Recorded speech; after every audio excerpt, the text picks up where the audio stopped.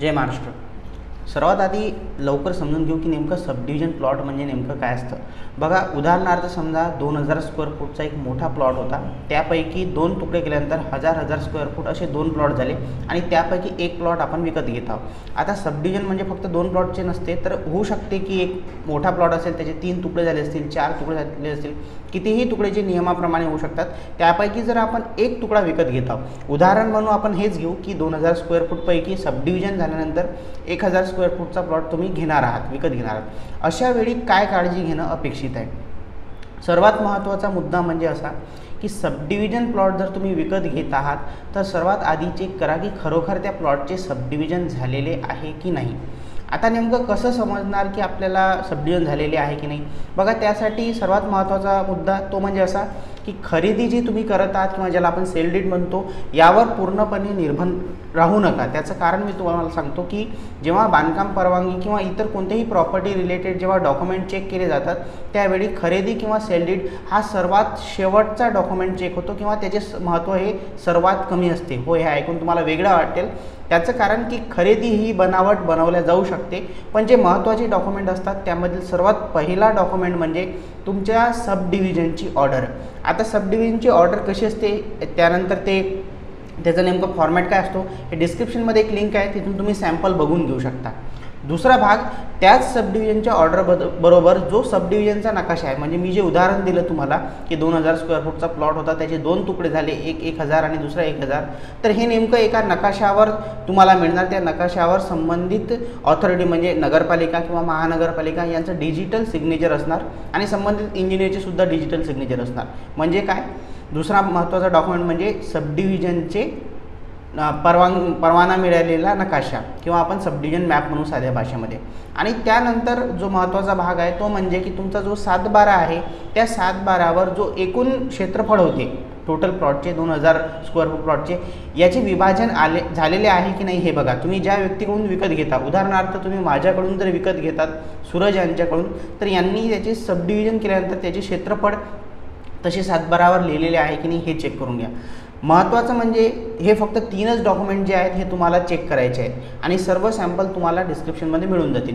आता मी काळजी घेण्याचं कारण काय सांगितलेलं आहे बघा.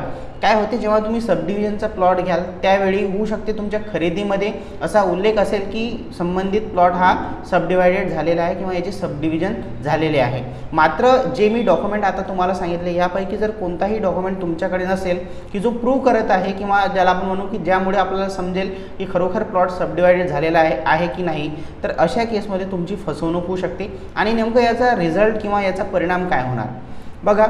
खरेदीवर लिहिलेलं आहे की सबडिव्हिजन झालेलं आहे, पण तुमच्याकडे सबडिव्हिजनची ऑर्डर नाही आहे, त्यानंतर सबडिव्हिजनचा नकाशासुद्धा नाही आहे. होऊ शकते की तुमच्याकडे मेन लेआउट नकाशा असेल पण त्यावरसुद्धा सबडिव्हिजन झालेला आहे प्लॉट असा उल्लेख जर नसेल, तर अशा केसमध्ये जेव्हा तुम्ही बांधकाम परवानगीसाठी प्रकरण सादर कराल त्यावेळी जे सबडिव्हिजन संबंधित जे फायदे असतात, फायदे म्हणजे काय की जर सबडिव्हिजनचा प्लॉट असेल तर ज्या प्लॉटला लागून तुमचं सबडिव्हिजन झालेलं आहे म्हणजे प्लॉट अ आणि प्लॉट ब, तर यांच्यासाठी नियमाप्रमाणे एक सामायिक भिंत मिळते. म्हणजे त्या साईडला किंवा त्या शेजाऱ्यांच्या साईडला तुम्हाला एकही फूट जागा सोडण्याची गरज नाही आहे.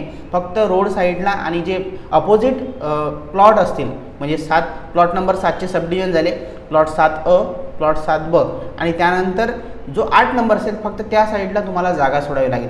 हा फायदा जर तुम्हाला घ्यायचा असेल तर तुमच्याकडे सबडिव्हिजन ऑर्डर आणि सबडिव्हिजन नकाशा असणे अपेक्षित आहे. दुसरा मुद्दा म्हणजे असा की आता मी अकोला महानगरपालिका या क्षेत्रात मोस्टली काम करतो, तर जेव्हा आम्ही आमची केस सबमिट केली होती तर त्यांच्या जवळ ही डॉक्युमेंट नसल्यामुळे त्यांना सबडिव्हिजन करा म्हणजे तुम्ही नवीन प्रकरण सादर करा आणि त्यामध्ये आधी सबडिव्हिजन करून घ्या, त्यानंतर तुम्हाला पुढील जे बांधकाम परवानगी हे देण्यात येईल, अशा प्रकारे त्यांची केस थांबवण्यात आलेली आहे. आता हे काही चुकीचं नाही आहे आणि हे सर्व ठिकाणी होणार नाही. होऊ शकते की काही नगरपालिका महानगरपालिका एवढं महत्त्वसुद्धा देतील नाही सबडिव्हिजनच्या डॉक्युमेंटला, पण अकोला महानगरपालिकेमध्ये आम्ही ज्या केसेस सबमिट करत आहोत इथे जर त्या प्लॉटचे सबडिव्हिजन होऊ शकत असेल नियमाप्रमाणे आणि ते झालेले नसेल तर अशा केसमध्ये त्यांना सबडिव्हिजन करण्यासाठी आपण म्हणू शकतो की करेक्शन दिले जाते किंवा त्यासाठी अडवले जात आहे आणि ते कायदेशीरपणे योग्य पण आहे. आता मुद्दा असा की ठीक आहे सबडिव्हिजनचा कागद नाही आहे, मग काय झालं, जसं तुम्ही सांगितलं की अकोला महानगरपालिकेमध्ये तुम्ही सब डिव्हिजनसाठी अप्लाय करू शकता. आता बघा अडचण काय आहे की आपण असं मान्य करू की 2000 स्क्वेअर फूटचा प्लॉट होता, त्यापैकी एक प्लॉट तुम्ही विकत घेतला आणि तुमच्याकडे सब डिव्हिजन ऑर्डर पण नाही किंवा सब डिव्हिजन नकाशा पण नाही, पण नियमाप्रमाणे त्या प्लॉटची सब डिव्हिजन होऊ शकते. आता इथे अडचण ही आहे की ज्यामध्ये खऱ्या अर्थाने तुम्हाला त्रास होऊ शकतो किंवा तुमची फसवणूक होऊ शकते.